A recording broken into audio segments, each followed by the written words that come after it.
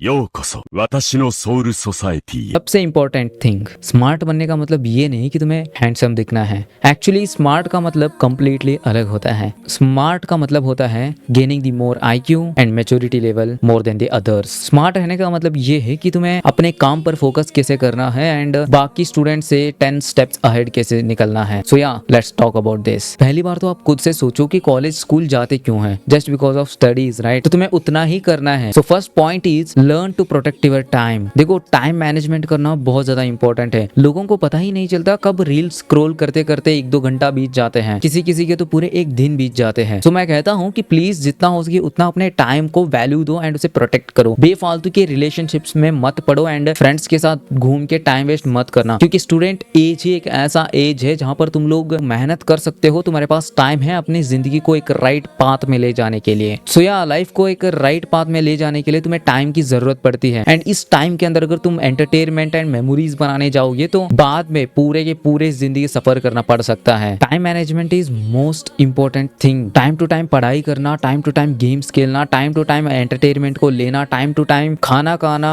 Walking करना, jogging करना and health और ध्यान देना, वो भी time to time is most important. पहली बार तो ये फर्स्ट प्रायोरिटी होनी चाहिए तुम लोगों को। So this is the first step to be smart than other students, क्योंकि बहुत सारे स्टूडेंट्स अपनी हेल्थ की ओर ध्यान ही नहीं देते। वो बस एंटरटेनमेंट के पीछे भागते हैं, बस एनीमे, गेमिंग, बस इन सब चीज के पीछे भागते हैं। इवन दो भागना अच्छी बात है, बट उसके लिए भी एक पर्टिकुलर टाइम निकालना होता है तुम लोगों को, ना कि कंप्लीटली उसी में घुस जाना। बस टाइम मैनेजमेंट सीख के ही तुम लोग काफी ज्यादा डिसिप्लिन हो जाओगे एंड बहुत सारे स्टूडेंट्स से आगे बढ़ पाओगे। एंड या आने वाले स्टेप्स बहुत ही ज्यादा इंपॉर्टेंट है, do not miss them. Second point कुछ ऐसा है जिसके बारे में मैंने पहले भी बता रखा है, बट लोग थोड़ा सा कंफ्यूज हो गए थे, इसलिए मुझे बार बार मैसेज एंड DMs कर रहे थे कि इस पॉइंट को मुझे ठीक से समझाइए। तो या सेकंड पॉइंट ही आता है understand the concept instead of memorizing it. इसको मैंने पहले भी बताया था एंड अब भी बता रहा हूँ एंड लोग कंफ्यूज हो जाते हैं। मैंने बोला था कि मेमोराइज बाय हार्ट करने से अच्छा है कॉन्सेप्ट को स्टडी करो एंड उसे समझने की कोशिश करो। एंड लोग मुझे पूछते हैं कि कौन सी कॉन्सेप्ट? अरे भाई, जो तुम पढ़ रहे हो ना वो वाली कॉन्सेप्ट। इमेजिन कि अगर तुम साइंस के अंदर कोई टेक्स्ट बुक पढ़ रहे हो या फिर तुम कोई लेसन पढ़ रहे हो, बस उस लेसन को पढ़ के मेमोराइज मत करो कि आंसर क्या होंगे। एग्जाम के टाइम के पिछले दिन लोग यही करते हैं कि वो आंसर्स को बाय हार्ट करते हैं। तुम्हें वो नहीं करना है, तुम्हें उसे मेमोराइजिंग नहीं करनी है, बल्कि तुम्हें समझना है। वो अपने आप तुम्हारे माइंड में फंस जाएगा। फॉर एग्जांपल के लिए लेसन के अंदर क्या हो रहा है, कितने विक्टिम्स है, क्या चल रहा है, स्टोरी किस बात की है। एग्जैक्टली अगर किसी प्रॉब्लम को सॉल्व करना है तो तुम्हें बाय हार्ट करके सॉल्व नहीं करना है, उसका एक्चुअल फॉर्मूला को क्रैक करनी है उस प्रॉब्लम को सॉल्व करने के लिए, चाहे वो मैथ्स का हो या स्टैटिस्टिक्स का हो। This is what I am saying, understand, try to understand. भले ही तुम लोगों को जल्दी समझ ना आए, बट दिन में 2-3 बार 5-6 बार प्रैक्टिस करते जाओ, अपने आप समझ आता जाएगा। अपने आप तुम सीखते जाओगे अंडरस्टैंडिंग कैपेसिटी क्या होती है। इससे तुम्हारी बाय हार्ट करने की आदत छूट जाएगी एंड ये बहुत अच्छी बात है। Next point is study less but more consistently. भले ही तुम दिन के 8-10 घंटे ना पढ़ो, दिन के 45 मिनट्स टू 60 मिनट्स ही फोकस करना अपने स्टडीज पर इनफ है। अगर तुम इस चीज को डेली कंसिस्टेंट के साथ करोगे ना, तो ये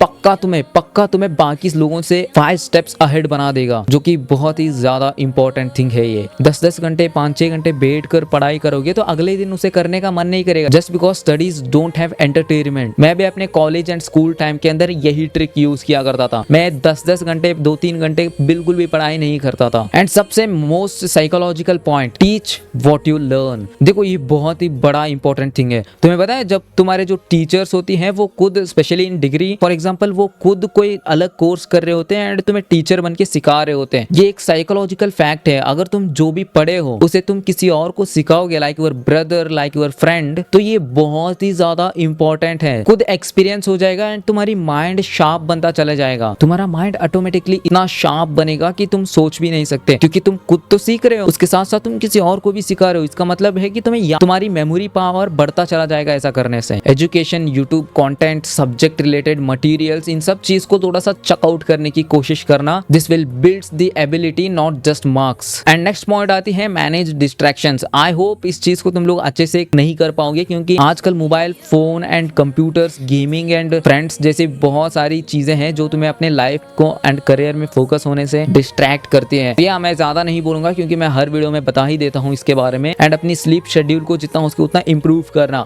एंड फोकस करना टाइम पर। Take care of your brain, this is one of the biggest point, that is you need to sleep 7 to 8 hours. ये हर कोई बोलता है, मैं भी ऐसे अंडर एस्टिमेट कर दिया था, बट एक्चुअली में इट रियली हेल्प। जब तुम अपनी मेंटल हेल्थ को ठीक कर लेते हो ना, then your mind works more powerful than before. Mental clarity equal to fast learning. अब बात करते हैं कुछ लाइफ डिसीजंस के बारे में, लाइफ पॉइंट्स के बारे में, जिसे भी तुम लोगों को ध्यान रखना है बाकी लोगों से आगे निकलने के लिए। Control your emotions before decisions. कोई भी डिसीजन लेने से पहले अपनी इमोशंस को शट डाउन करना, ताकि इमोशंस के कारण तुम कोई गलत डिसीजन ना ले। डरते हुए डिसीजन लेना, गुस्से में डिसीजन लेना, जलस के कारण डिसीजन लेना, या फिर एक्साइटेड होकर डिसीजन लेना। थोड़ा सा पॉज करो डिसीजन लेते वक्त एंड डिसीजन को बाद में लो जब तुम्हारा माइंड क्लेम एंड स्टेबल हो जाता है। Observe more than you speak. ये चीज बहुत ही ज्यादा इंपॉर्टेंट है। तुम लोगों ने एक कोट तो सुना होगा, speak less and listen more. Exactly इसी चीज के बारे में मैं अभी बात कर रहा हूँ। चीजों को, लोगों को एंड सिचुएशंस को ऑब्जर्व करना सीखो rather than just reacting on it. तुम बस ज्यादा बोलना मत, बस उसे ऑब्जर्व करो एंड देखो कि तुम क्या कर सकते हो। These are the some points which make you different than other people and obviously मैंने भी इसी पॉइंट्स को यूज करके बाकी स्टूडेंट से आगे गया था। एंड आई होप तुम लोगों को वीडियो अच्छी लगी होगी। वीडियो अच्छी लगी तो वीडियो लाइक कर लेना, चैनल पर नहीं हो तो सब्सक्राइब कर देना। मिलते हैं साथ नेक्स्ट वीडियो में, तब तक के लिए गुड बाय।